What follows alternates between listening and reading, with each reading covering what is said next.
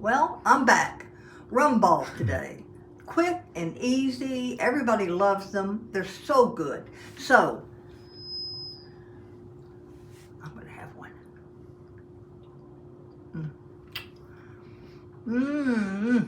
They really are so good. So let's get started on Darlene's table. I used the food processor and did the cookie crumbs. I used a mix of vanilla wafers and shortbread. I also did the pecans in the food processor. Now I'm adding the confectioner sugar, powdered sugar, and 2 tablespoons of dark, unsweetened cocoa powder. I use Valrhona, which I bought on Amazon. It's a very high quality cocoa powder. Next we'll add the Karo syrup, 2 tablespoons of light Karo syrup, and 5 tablespoons of, I use Captain Morgan's spiced rum. So it's 5 tablespoons of rum or bourbon, whichever you prefer.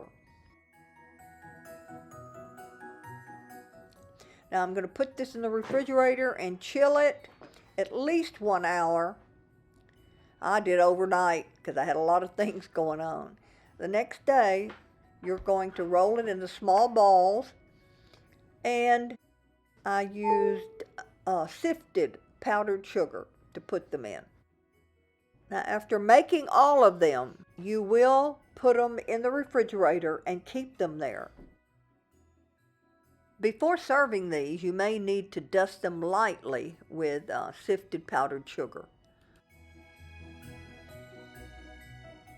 I did roast my pecans. You can do it plain, or I did the toasted sweet and spicy pecans, and the recipe's included. Rum balls. This is a quick and easy recipe, and they are so tasty with just enough rum to make these little darlings sing. If you need to make and take something to a party, these little beauties are always a hit.